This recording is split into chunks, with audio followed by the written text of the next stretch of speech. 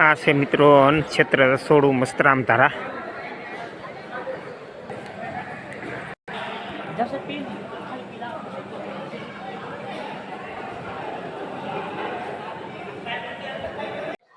હાલો નમસ્કાર મિત્રો, હું છું નાભાઈ. મારી આ ચેનલમાં બધા દર્શક મિત્રોનું હાર્દિક સ્વાગત છે. અને આજે આવ્યા છીએ આપણે મસ્તરામ ધારા રાત્રે. અને અહીંયા આજે રામ પારાયણનો 7મો દિવસ છે. અને અહીંયા ઘણા માણસો દિવસે આવતા હોય, પરંતુ આપણે આજે રાત્રિ નજારો લેવા માટે આવ્યા છીએ. તો કન્ટિન્યુ વિડીયોમાં લાગી રહેજો. જો મિત્રો છે ને, આ અન્ન ક્ષેત્ર છે બાપુનો, અને અહીંયા મહાપ્રસાદ આરોગ્ય છે. બધા ભાવિ ભક્તો રાત્રિ નજારો, વરસાદ આરોગ્ય છે. બોલો બોલો, જય સીતારામ,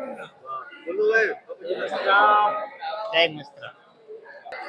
તો જો મિત્રો, આપણે ગોરડિયા પંચમુખી હનુમાન દાદાનું અહીંયા સ્થાનક છે. અને ત્યાં મસ્તરામ બાપાએ 12 થી 13 વર્ષ સુધી એકની એક જગ્યાએ બેસીને તપશ્ચર્યા કરેલી.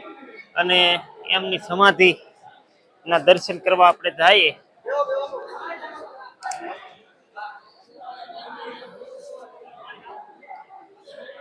જો મિત્રો, આ રીતે શણગાર કરેલો છે, લાઇટ ડેકોરેશન છે.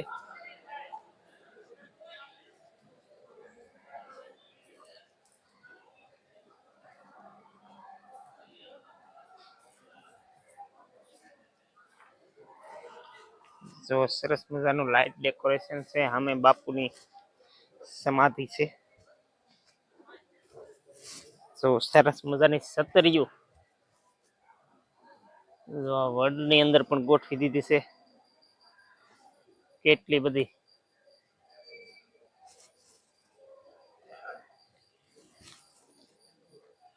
બાપુનું સમાધિ મંદિર છે. તો આપણે જઈએ ત્યાં.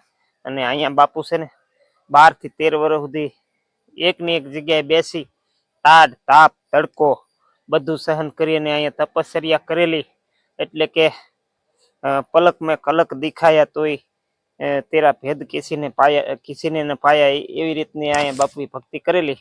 તો જો આ બાપુની સમાધિ છે, આપણે મસ્તક વંદન કરીએ. જય મસ્તરામ બાપા.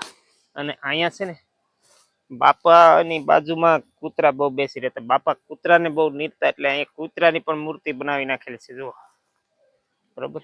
અને હવે જઈએ છીએ આપણે પંચમુખી હનુમાન દાદાના દર્શન કરવા. તો અહીંથી જઈએ.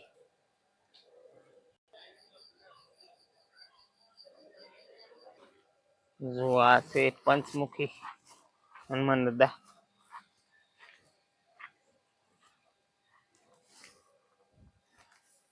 જય પવન પુત્ર.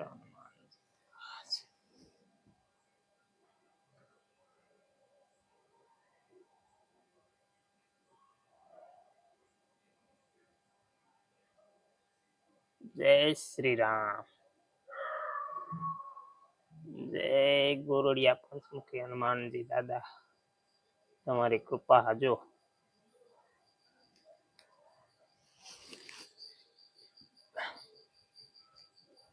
અહીંયા છે ને બાપુનો યજ્ઞ કુંડનો ધૂણો હતો, એ પણ જુઓ છે. જય મસ્તરામ બાપા.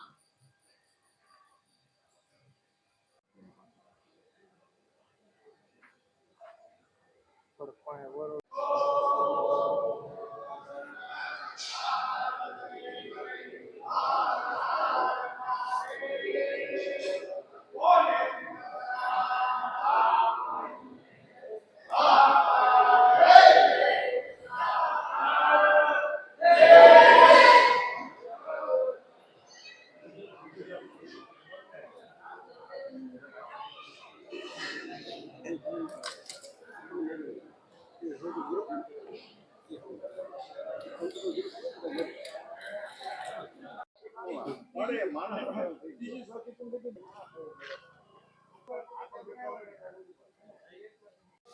મિત્રો, તો આપણે જઈએ હવે કથા મંડપ બાજુ. અને અત્યારે મિત્રો કથા મંડપમાં તો માણસો થોડા જ હોય, કારણ કે દિવસે ખૂબ માહોલ હોય છે. હવે 2-3 દિવસ જ કથાના રહ્યા છે, તો હવે આપણે મંડપમાં જઈ.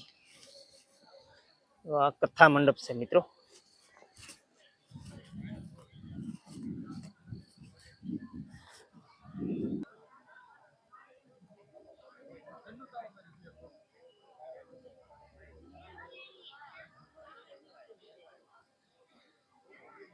જો મિત્રો, આ વિશાળ કથા મંડપ છે, અને આપણે વ્યાસપીઠ પાસે જઈશું ધીરે ધીરે. જો આમાં આવી રીતે બેરિકેડ ગોઠવેલા હોય છે, અને એક બાજુ બહેનો હોય ને એક બાજુ ભાઈઓ હોય. અત્યારે તો આજે કાંઈ પ્રોગ્રામ લાગતો નથી, અને કથા મંડપ ખાલી છે.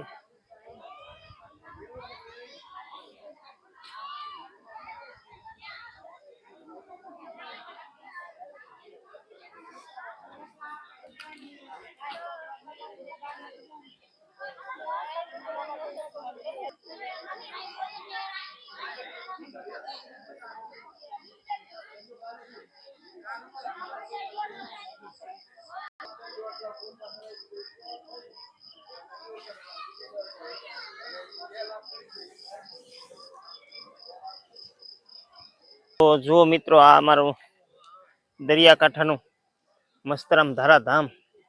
અને જે કોઈ મિત્રો એ કથા સાંભળવા આવવું હોય તો તળાજાથી 22 કિલોમીટર તમને એસટી બસ પણ મળી રહેશે, અને સીધો રસ્તો પણ છે. હવે 2-3 દિવસ જ રાહશે કથાને આડા, તો દિવસે અવશ્ય પધારશો અને કથાનું રસપાન કરજો.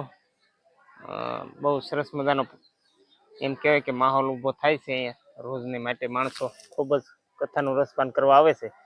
તો જે કોઈ મિત્રોને આ વિડીયો ગમ્યો હોય એ વિડીયો લાઈક, શેર અને મારી ચેનલને સબસ્ક્રાઈબ કરજો.